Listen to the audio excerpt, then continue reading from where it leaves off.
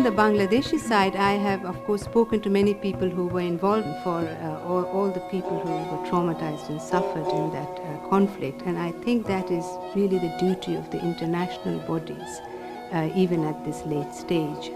The answer to your last question is no. Nobody paid me. I'm Sarmila Bose from the University of Oxford. This book is a chronicling at the grassroots level through the investigation of detailed incidents on the ground during the 1971 conflict, which tries through those detailed incidents and the humanizing of the war to try to learn something about what the conflict was about. I worked on this for a number of years. The main part of the research, which included fieldwork in Bangladesh and Pakistan, was done between roughly 2003 and 2007, and some of the work was done in the United Kingdom and some in the United States. In Bangladesh, I talked to a large number of people who were present either as participants in something or eyewitness to something at the specific incidents that I was investigating. This was in towns, villages, in several of the districts which I list in the book. And the incidents that I looked at took place over a period of about a year. It starts around December 1970, January 1971, and it goes on to about March 1972.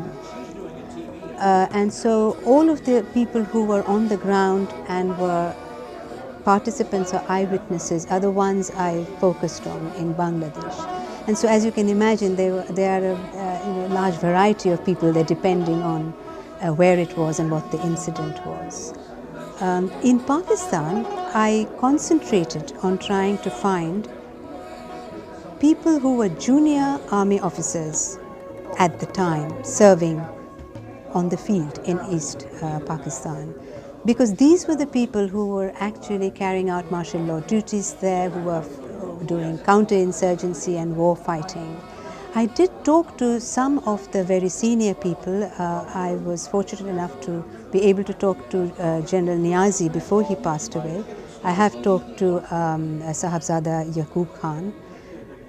But mostly I concentrated on people who would have been captains or lieutenants or maybe majors at the time, or commanding officers in some of the regiments who were still alive. And ultimately, about 3 dozen or so army officers did speak to me in Pakistan, and a little bit more than that are the numbers of people who spoke to me in Bangladesh. It's hard to count because sometimes, especially in the villages in Bangladesh, if you're interviewing one person, you actually have 50 or 100 people around, and several of them also contribute their knowledge to the story. So it's a little bit difficult to keep count of how many.